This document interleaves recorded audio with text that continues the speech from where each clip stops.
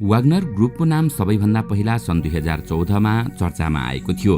क्रिमिया कब्जा गर्ने क्रममा वाग्नर ग्रुपले रुसी सेनालाई सहयोग गरेको थियो। त्यसपछि यो ग्रुप मोजाम्बिक, लिबिया, सिरिया, CAR, माली, सुडान, मडागास्कर जस्ता देशमा देखिन थाल्यो। ती देशहरूमा गृहयुद्ध वा राजनीतिक अस्थिरता चलिरहेको छ। वाग्नर ग्रुप यी देशमा आफ्ना लडाकु पठाएर एक पक्षको सहयोग गर्ने गर्दछ र त्यसको बदलामा पैसा लिने गर्दछ। केही घटनामा तेल तथा खानीको विषयमा पनि सम्झौता गर्ने गर्दछ। यो ग्रुप वास्तवमा एउटा जटिल संरचना हो। दर्शकवृन्द, आउनुहोस् आजको यस श्रृङ्खलामा हामी रुसमा भएको वाग्नर ग्रुपको विद्रोह के हो र यो ग्रुपसँग रुसी राष्ट्रपति भ्लादिमिर पुटिन बीचको सम्बन्ध कस्तो छ भन्ने विषयमा विशेष चर्चा गर्नेछौँ। रुसका सेनालाई युक्रेनमा जारी युद्धमा सघाउन भाडाका लडाकु उपलब्ध गराउने वाग्नर ग्रुपले नै रुसी सेना विरुद्ध विद्रोह गरेपछि संसारभर एकाएक सनसनी मचियो।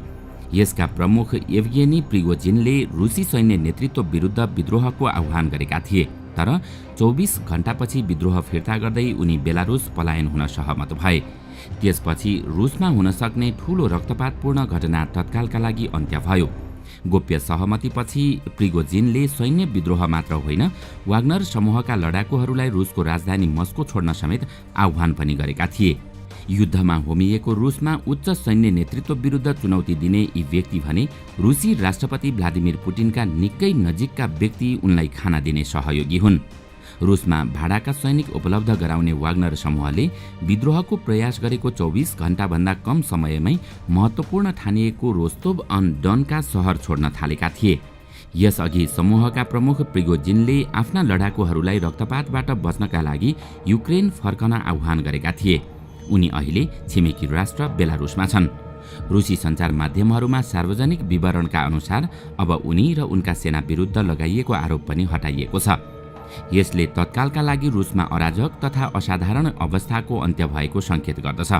वाग्नर समूह रुसको सरकारी सेनासँग मिलेर युक्रेनमा लडिरहेको निजी सेना हो।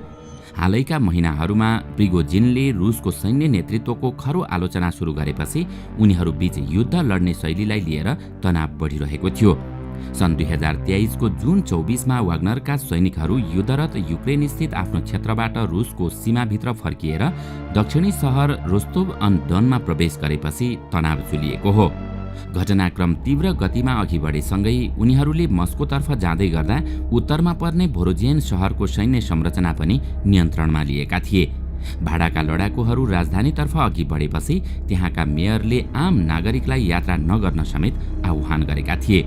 स्थिति यतिसम्म गम्भीर भएको थियो कि आवश्यक परेको खण्डमा वाग्नर लडाकु विरुद्ध लड्न हजारौं कुलिन चेचेन सेनाहरू मस्कोतर्फ लागेको चेतावनी समेत दिइएको थियो।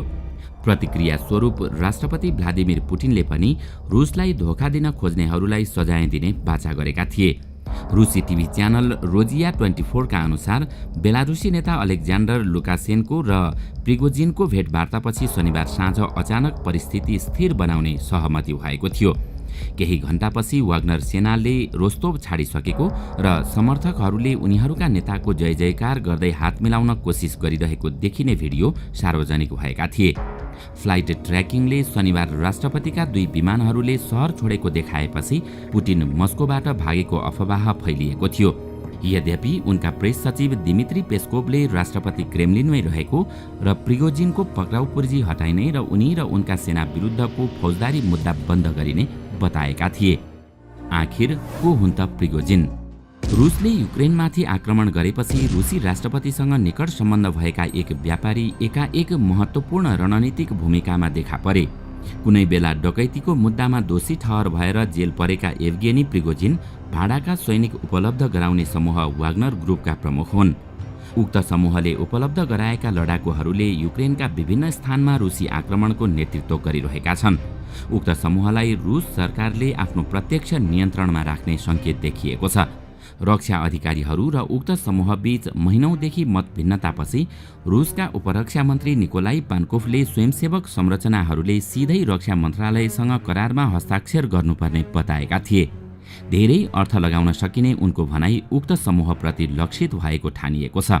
त्यसको केही समयपछि एउटा आक्रोशपूर्ण वक्तव्य जारी गर्दै वाग्नरका प्रमुख प्रिगोजिनले उनको फौजले त्यस्तो करार बहिष्कार गर्ने बताएका थिए। रुसी पक्षबाट लडिरहेका निजी सैनिकहरूको यो समूहले युक्रेन युद्धमा प्रमुख भूमिका निर्वाह गरिरहेको छ।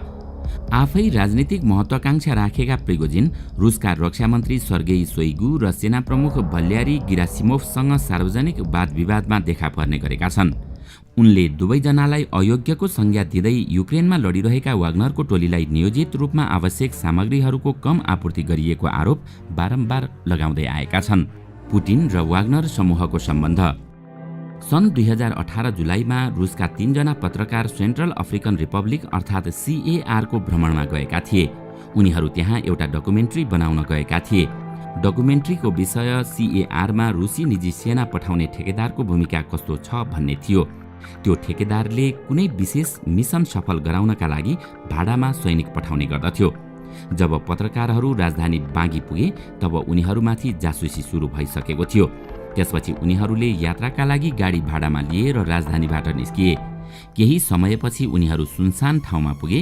त्यहाँ केही हतियारधारी व्यक्तिहरूले उनीहरूको गाडी रोकेर चालकलाई साइड लगाए अनि तीनैजना पत्रकारको गोली हानेर हत्या गरे। यस बारेमा रुसले भने संयोग मात्रै भएको र त्यो स्थान खतरनाक भएकाले बिना तयारी जान नहुने बतायो। त्यसपछि स्वतन्त्र अनुसन्धान सुरु भयो र त्यो अनुसन्धानको प्रायोजक थिए 3 जना पत्रकारले बनाउन लागेको डकुमेन्ट्रीका लागि लगानी गर्ने मिखाइल खोदोखोस्की। मिखाइल लोकतन्त्रको पक्षमा उभिन थाले र पुटिन विरोधी लिबरल पार्टीको समर्थक बने। त्यसपछि सन् 2003 अक्टोबरमा मिखाइललाई गिरफ्तार गरियो।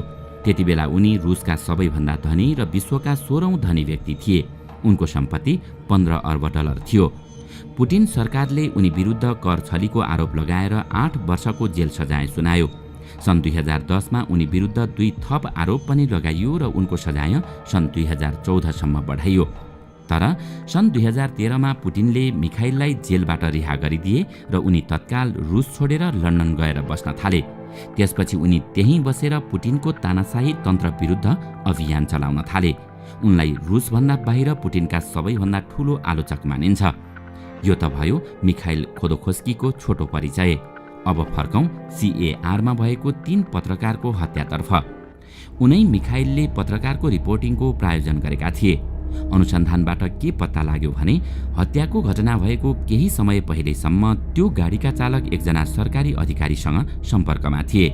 ती सरकारी अधिकारी फ्लाइट ल्यान्ड भएदेखि नै पत्रकारको पछि लागेका थिए। ती सरकारी अधिकारी एकजना रुसी सैनिक प्रशिक्षकको नियमित सम्पर्कमा थिए। ती रुसी प्रशिक्षकले नक्कली अमेरिकन परिचय पत्र बनाएका थिए। वास्तवमा ती अधिकारी रुसको निजी सैनिक समूह वाग्नरका लागि काम गर्ने गर्दथे र तीनैजना पत्रकार त्यही वाग्नर ग्रुपको रिपोर्टिङका लागि गएका थिए। CAR को घटनाभन्दा 3 महिना पहिले म्याक्सिम बोरोदिन नामक एकजना अर्का पत्रकारमाथि पनि एउटा घटना भएको थियो।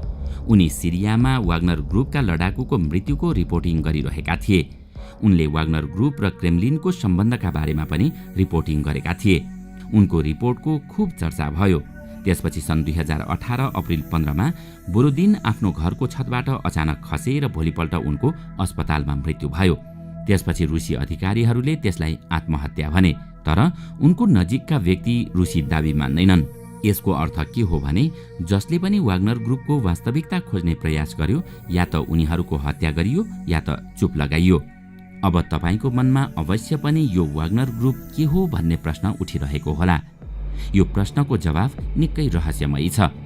एउटा जवाफ यो अज्ञात व्यक्तिहरूको समूह हो भन्ने पनि हुन सक्छ। रुसको आधिकारिक भनाइ मान्ने हो भने वाग्नर ग्रुप जस्तो कुनै समूह नै अस्तित्वमा छैन। यो ग्रुपको नाम सबैभन्दा पहिला सन् 2014 मा चर्चामा आएको थियो। क्रिमिया कब्जा गर्ने क्रममा वाग्नर ग्रुपले रुसी सेनालाई सहयोग गर्यो। त्यसपछि यो ग्रुप मोजाम्बिक, लिबिया, सिरिया, CRA, माली, सुडान, मदागास्कर जस्ता देशमा देखिन थाल्यो। ती देशहरूमा गृहयुद्ध वा राजनीतिक अस्थिरता चलिरहेको हुँदा वाग्नर ग्रुप यी देशमा आफ्ना लडाकु पठाएर एक पक्षको सहयोग गर्ने र त्यसको बदलामा पैसा लिने गर्दथ्यो। केही घटनामा तेल तथा खानीको विषयमा पनि सम्झौता गर्ने गर्दछ। यो ग्रुप वास्तवमा एउटा जटिल संरचना हो। यो नाममा कुनै पनि कम्पनी दर्ता गरिएको छैन। यसका पछाडि 2 मास्टर माइन्ड रहेको बताइन्छ। पहिलो नाम छ रुसको सैन्य खुफिया एजेन्सी GRUमा लेफ्टिनेन्ट कर्नेल रहिसकेका दिमित्री उद्किनको। उनी हिटलरलाई आफ्नो आदर्श मान्दछन्। हिटलरका मनपर्ने संगीतकार रिचर्ड वाग्नर थिए र उद्किनले उनैको नाममा यो समूहको नाम वाग्नर ग्रुप राखेका हुन् भनिन्छ। उद्किन लामो समयदेखि सार्वजनिक रूपमा देखिएका छैनन्। यसका अर्का मास्टरमाइन्ड हुन् एभगेनी प्रिगोजिन। उनलाई वाग्नर ग्रुपका लगानीकर्ता मानिन्छ। 90 को दशकमा पुटिनले आफ्नो राजनीतिक करियर नगरपालिकामा सल्लाहकारको रूपमा गरेका थिए। त्यतिबेला प्रिगोजिनले पनि आफ्नो व्यवसाय बढाइरहेका थिए। ठीक यही समयमा दुवै बीच मित्रता बढ्न पुग्यो।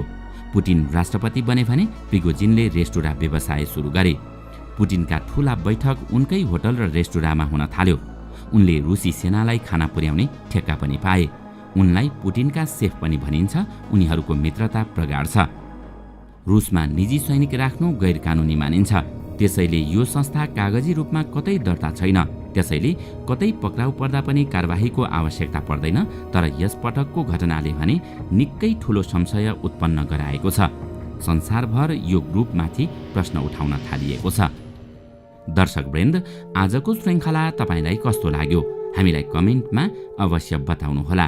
साथै आजको श्रृङ्खला तपाईलाई राम्रो लाग्यो भने लाइक तथा शेयर गरी हाम्रो च्यानललाई सब्स्क्राइब गर्न नभुल्नुहोला र साथमा रहेको बेल आइकन पनि थिच्नुहोस् ताकि हामीले अपलोड गर्ने नयाँ भिडियोको जानकारी सबैभन्दा पहिला तपाईलाई प्राप्त होस्। आजका लागि यति नै। अर्को भिडियोमा अझै रोचक तथ्य लिएर आउने नै छौँ। तबसम्मको लागि बिदा दिनुहोस्। नमस्कार।